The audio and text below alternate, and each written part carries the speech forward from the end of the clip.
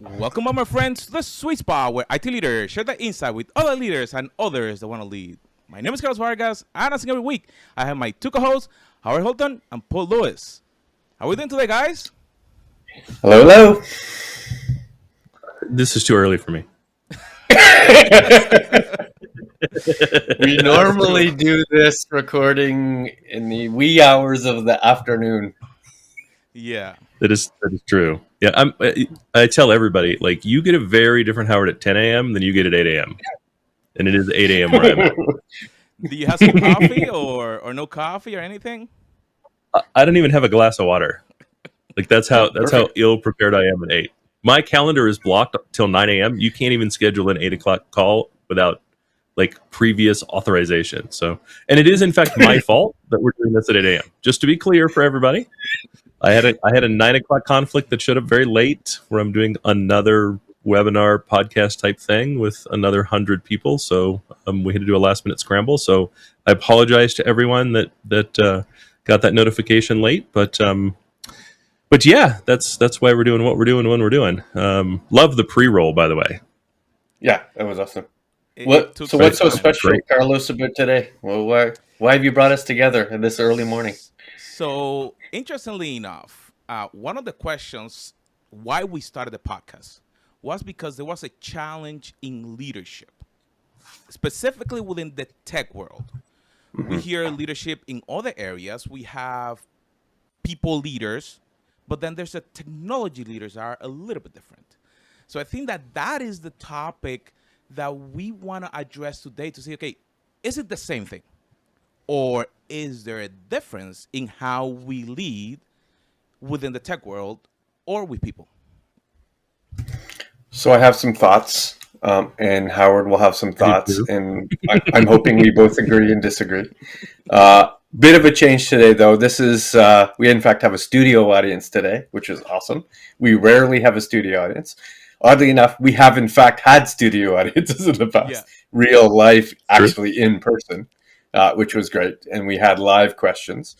We're going to do the same kind of thing here. We'll do a 30-minute pod as we normally do, and then we'll finish the pod as exuberantly as we can, and then go live Q&A. So if anybody finds anything interesting, then either write in the chat that you're currently working on, or feel free to live talk to us after. But today is about... I will say that Yeah, go ahead.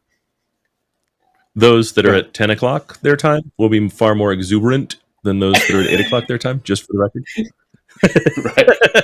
Well, we do have virtual audience members around the world. We might have some India leaders, some other APAC leaders, some EMEA leaders, America's leaders, even some Pacific Standard Time. I don't know if they're up Yes, right I now, very much but at least it's all appreciate being those. recorded. I very much appreciate those that got up early or stayed up late to watch us. We're honored that you're willing to do that for us. So thank you very much.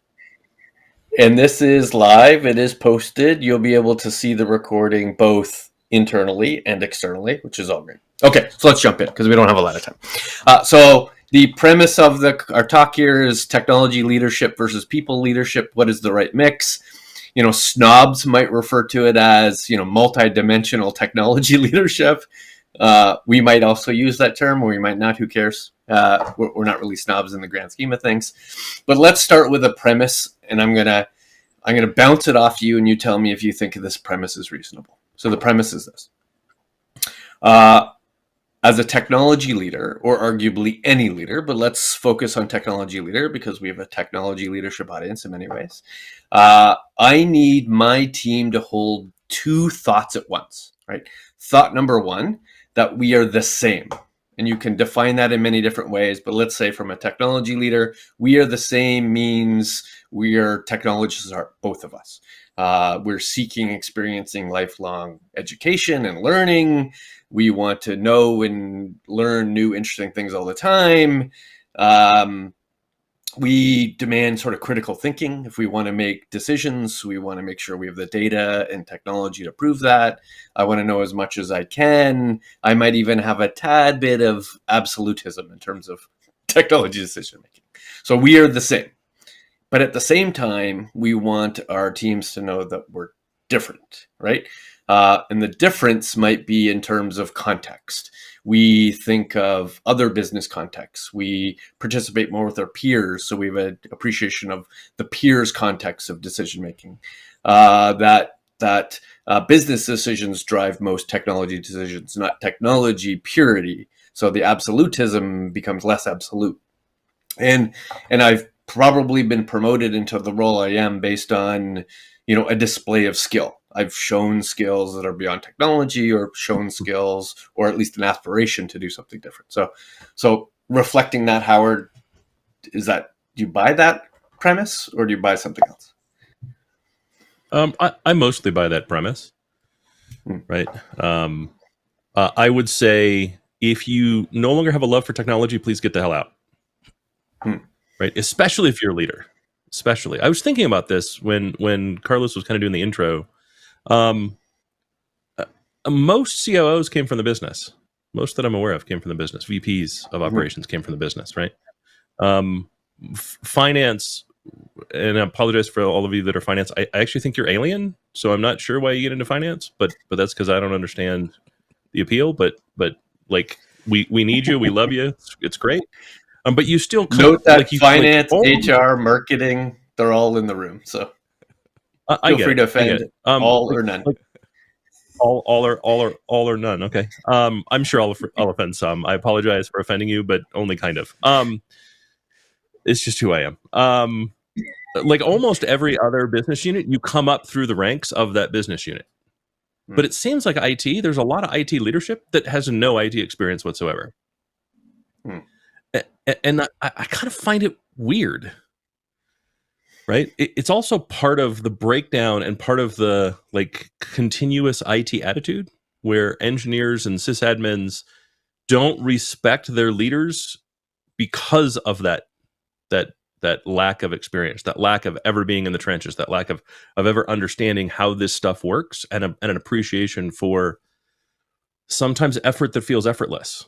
And there's a lot of IT leaders that lack that desire to continually learn, to constantly, the constant discovery that comes along with what is arguably the fastest changing space in the world.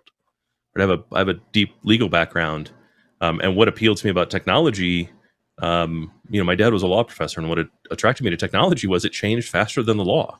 And the law is pretty dynamic. You could argue that medicine is the only thing that remotely keeps pace. There's constant and continual medical discoveries that are important that you need to keep up on.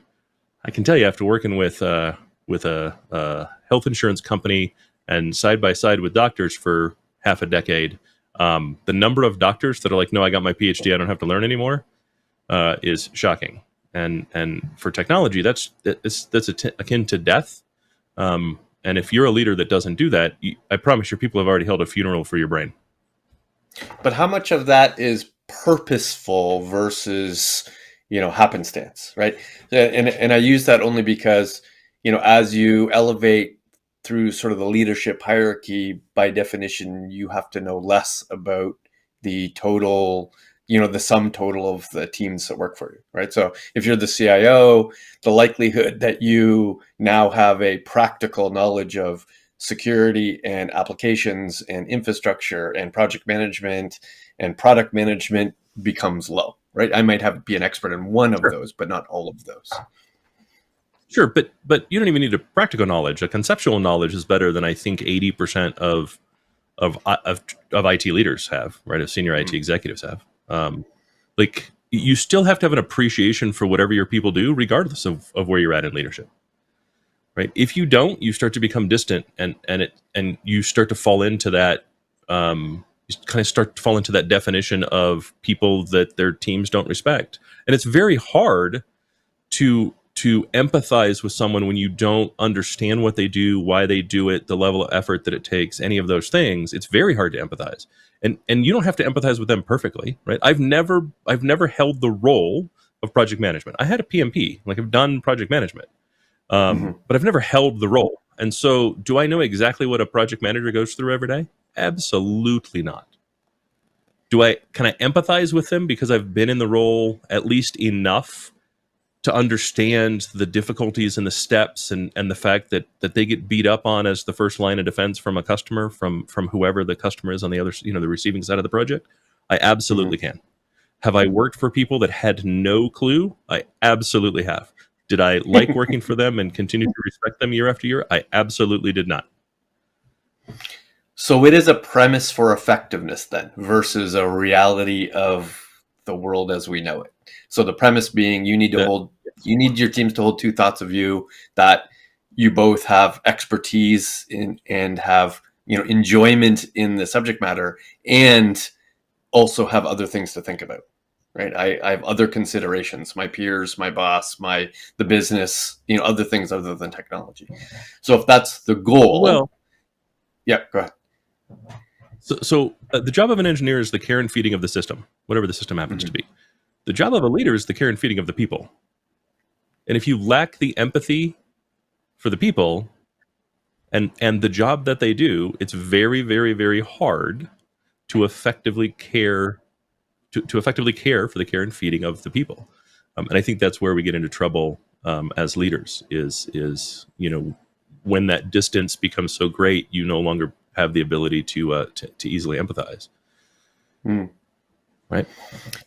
Does a lot of that come from, now we'll get into sort of the multidimensional side, the sort of the multimodal requirement of a leader, and whether this is, first line leader to CEO, and I think the CEO might even be one of our listeners right now.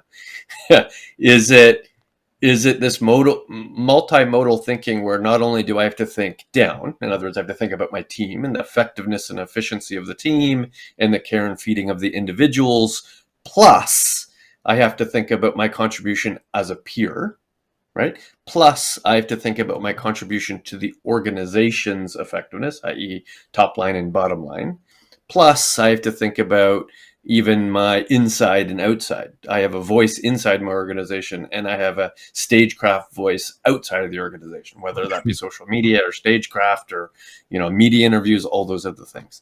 Are those necessary distractions that sort of create that multimodal effectiveness or ineffectiveness? I'm not sure I like the term multimodal. No, I mean, I've been using multidimensional, right? I have skill sets beyond leading my team. No, I agree. I think we've invented a term that effectively means your job requires work that is different than the work you did before. You know what I mean? Like, I just think at some point business buzzword bingo gets in the way, right? It just makes it sound smart, when in fact it's just you have new job requirements that maybe didn't exist before and didn't exist to the same level. And yeah, absolutely, right. A modern tech exec, and frankly, everyone should have your work persona that you maintain for the job, and then your professional persona that you maintain for your career. And those two things are different, should be different, and likely will always be different. And you need to care and feed for both of those, right? And so, to your point, right, as you become a tech executive, your external persona starts to become, I don't want to say as important, because the reality is if your tech persona were to die, the business may take a small hit, right? If your business persona dies, the business takes a huge hit. At least it better, or you're pretty redundant. You know what I mean? So, which answers my next question, which was, is there relative importance here? So as I'm elevating through the technology leadership or any leadership organization, does the relative importance of my team versus my peers versus my boss versus internal and external change? Let's talk about a CIO, CTO, CDO, like a C-level role for just a second, because that's actually three roles today, and certainly in what we do, right? The first is the internal, run the team, run the business, run the organization, right? Which is kind of the tactical piece of what we do, right? Sure, there's strategic planning, but it's really about, is that plan being executed? Then the second one is still internal, but that is the kind of C-level strategic, kind of company-wide strategy around leveraging technology and that kind of alignment. And that's really a second role. And I say that because you could be really good at the first role, not so good at the second role, and still have the CTO title or the CIO title. And there's plenty of people who do that effectively, especially at large organizations.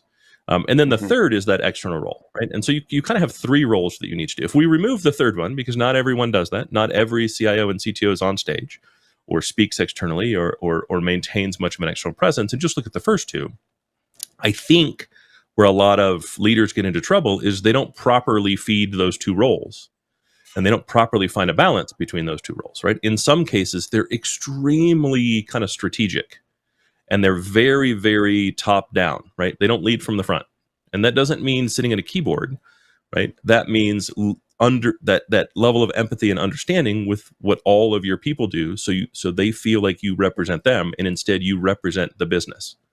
And that's kind of the level of strategy, right? When I'm thinking strategically, I'm representing the business as a whole. I'm representing the needs of the company, and I'm designing the goals, features, functions, purpose, strategy, and execution of the organization. And if I spend too much time there, I turn my people away. On the other hand, if I spend too much time on the pure execution and too much time kind of at the individual person level, then I turn the business away from technology, right? And we start to become one of those things that never quite delivers what the business needs, doesn't really do it timely. And you can see that reflected in, holy crap, we have a lot of shadow IT. And then the third is if I spend too much time on the external stuff, the stuff that frankly is better for me than it is the business, right? That's probably 60% good for me and 40% good for the business. And I spend too much time there, then I'm the absentee landlord. This has been my biggest pushback against. This has been my biggest pushback against Gartner's bimodal IT philosophy. Right, is that you as an IT leader need to have both the have two different styles of work. We'll call it, right. You need to have the style that focuses on predictability, keeping the lights on, red, green, yellow projects, blinking lights in the data center, and a style that focuses on exploration. And I don't know what the percentage mix they're sort of suggesting, but they keep suggesting that it's either you have to make a decision that everybody has to be like that, or it's not philosophically possible to be mostly one of those things. And I think it's philosophically possible, and this is where you may disagree with me, to be just one of those things and create a team under you or with you that fills in the gaps of the other things. So I would be okay that a leader is mostly focused on exploration while they have a second in command or a chief of staff that's focused mostly on predictability. Do you buy that, or would you prefer a healthy mix of both? I mean, I think just like it's kind of Schrodinger's cat, right? The act of observation changes the very thing being observed. The act of being cognizant enough to set up that team is also kind of being bimodal, even if the bimodal is 90-10. Fair enough. Yeah, I'm just thinking the individual day to day. Like if I take myself, I lack almost entirely predictability, right? I lack day-to-day operational IT thoughts and concerns, and therefore I have a team of people and leaders in that team that focus on the amazing work it takes to keep the data center running, right? Well, I don't do that. But if I didn't invest in that team and that leadership and that style, then I would have to spend more time in that world. No, I think there's a difference between, I don't spend a lot of time thinking about my website staying online.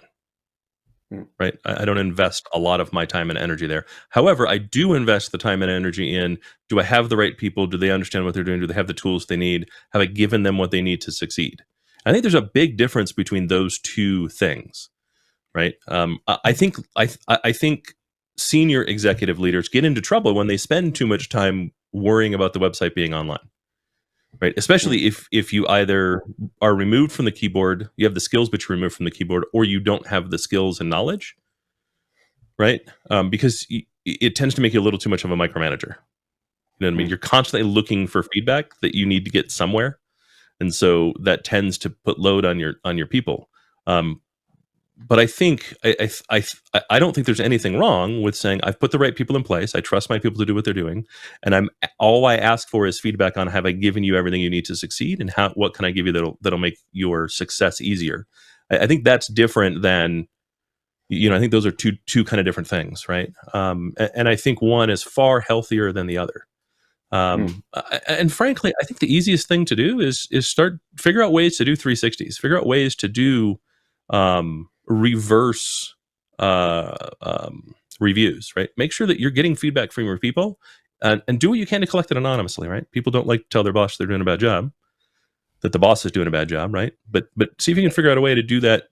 Talk to your HR partner and say, hey, can you do a 360 review involving my team and give me some anonymous feedback?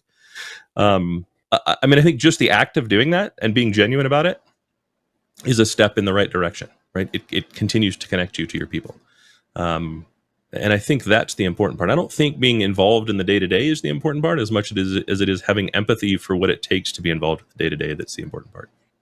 Well, everybody's involved day to day. The question is, what are they doing? No. Their day to day. Their day to day, right? It's your people's day to day, right? Yeah. Having empathy for the people that work for you, keeping in mind, right, that without us, they're still going to get the day to day done. Right? If you eliminated executive leadership completely, the day to day will still get done. It may not get done in a cohesive way where everybody's working together towards the same goal. Fine. Right. It may not be the most efficient. But within IT, I guarantee every single system will stay online if you get rid of executive leadership. Every single thing that's online today will stay online. Correct. Yeah, the toilet paper will still get to the stores. Correct. Correct. All right, so let's shift slightly. Far more than they need us, right? Okay. Fair enough. Let's shift slightly to style, because we dipped on a little bit with the bimodal style, or at least the styles of work. You have heard me say many, many times, and you've been the receiver of this style, that my style almost entirely is total empowerment, 100% transparency. That is my focus. That's what I do my best to ensure occurs. Is that style both reasonable for any level, or should it change as you elevate through the organization? Or is it an unpredictable and insane style? I think actually everything you said is true. I don't think I think all of that is true. So one of the things that I found, I like being incredibly transparent and incredibly kind of open door. Ask me anything, anytime, and what I will tell you is one of three things is a response. Here's the answer, completely honestly and transparent. No, I cannot tell you that for the following reason. Like the company considers that protected information, board level information, CXO level information. I cannot share that outside of the executive team. I've had to do that, but very, very rarely. And I generally will fight with my executive team to make that information available. And then the third answer you'll get is I don't know, and then I'll go find out. And I'm happy to say I don't know. I actually think that's the most powerful thing a leader can say is I don't know, because it sets the stage. It says, hey, if I'm allowed to say I don't know, you're also allowed to say I don't know. I can't have a false expectation for you that I don't have for myself. So I encourage people to say I don't know, and I encourage leaders to say I don't know, especially when you take over a team. Like say I don't know relatively early.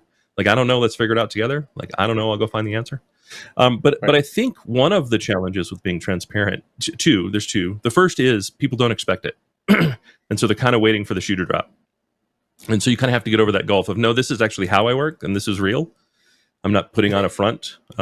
It's just easier to be transparent, right? I'm on the spectrum, so for me, it's hard for me to do anything else. And the ADD means I wouldn't remember it if I did something else. So it's just easier just to be transparent. So it's a little jarring for people to get that level of transparency, and they kind of wonder, like, what's going on? Is this real? And then the other one is, because most people don't understand what the job of an executive really is, they don't always understand the answer that they get, right? And so sometimes we say things where they don't get the context or the nuance or the reason for the answer, the perspective. And so the answer sometimes is very unsettling. And if you don't catch it and go, oh, wait, let me explain the context behind that, so that you can in fact understand why I would say what I just said, and what it means and why it means what it means, it can be really unsettling to people to kind of do that. I agree. For me, transparency is almost entirely context. It's not just I have information that I want to share with you, because I think you need all the information that's possible to have for you to make appropriate decisions, but also why decisions were made in context that you weren't privy to. Maybe it's a business decision, maybe it's a board decision, maybe it's a 5-year decision versus a 1-month decision. All of those make a pretty big difference on why we move one way. But that's the transparency side. How about the empowerment side, where I would focus most of my time and energy on ensuring that the direction is set, but the day-to-day work, the week-to-week work, even the month-to-month work is now your responsibility, versus me probing on whether that activity gets done or not. Does that differ through the hierarchy? I guess is the question. No, not at all. Not at all. Right. I like to say I hire adults. Right. And that's what I do. I hire adults. Right. I'm not hiring you to be babysat. I'm not a micromanager at all. Not even close. Right. Matter of fact, I generally expect you to give me updates. And if I need to know something, I will just ask, rather than me kind of sit on your shoulders and constantly expecting updates. And I think it's really, really critical. You get if you have the responsibility for the success, you must have the authority to execute against that success. Must. Mm-hmm. So yeah, you have the authority and the autonomy to do the job. I will frequently ask every single one-on-one, am I giving you what you need to succeed? I may not ask that exact thing, but that's the purpose of the one-on-one, right? What do you need to be more successful? And that's really the job. The job is for me to make sure you understand what the strategy, the goal, and the purpose are, and the vision and all that stuff, right? The VSEM pieces. And then for you to be able to tell me where you have roadblocks that I can help move out of the way. That's totally the job. And I don't have time to get into your stuff. Like, I don't have time to meddle. I don't want to meddle. I have no interest in meddling. If you need help and I have experience, ask. That's what I'm here for. And I may offer. And if you don't want it, that's okay too.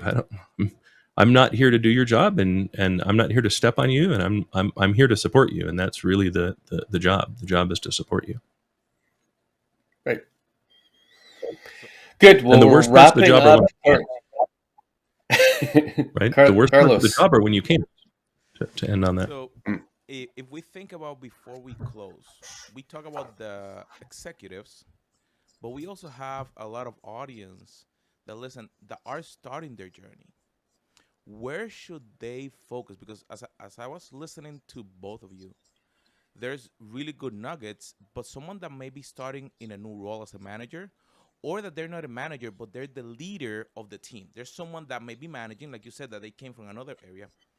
Where should they focus? Should they continue with the technology side, or should they focus into the people leadership side? Quick, before we finish. So I'll give you my 10 seconds, right? The team gets praise. The leader gets the opposite, right? If something went wrong, if something broke, if something failed, take that on your shoulders as the leader. That's your fault. It's always your fault. You put the wrong person in charge. You didn't set them up for success, whatever. It's always your fault. Take it. Share the praise with the team. If you need to correct someone, you correct someone individually, one-on-one, and do it from the perspective of you as the leader own the failure because you didn't set them up for success. So start by saying, hey, this didn't work. What can I do to help you in the future so that we don't make the same mistake twice? As a new leader, that's the best thing you can do. Forget about the rest of it. The rest of it doesn't actually matter. Do that. That's the best thing you can do. And then build the other skills as you continue. And always, always, always remember, we manage things, we lead people.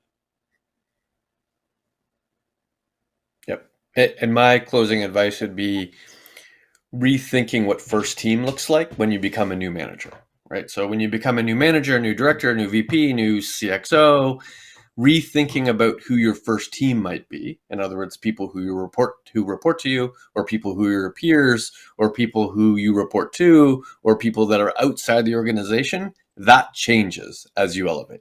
So really think about the percentage of time you should spend with your peers as a CIO versus the manager of SRE. Cool. So there you have it, my friends. take the time to get all those nuggets. Sometimes you're gonna lead people, but the technology gonna help you to understand it, but not just focus just on the technology that you forget the people. So make sure that you share, you subscribe, and we'll see you on our next episode.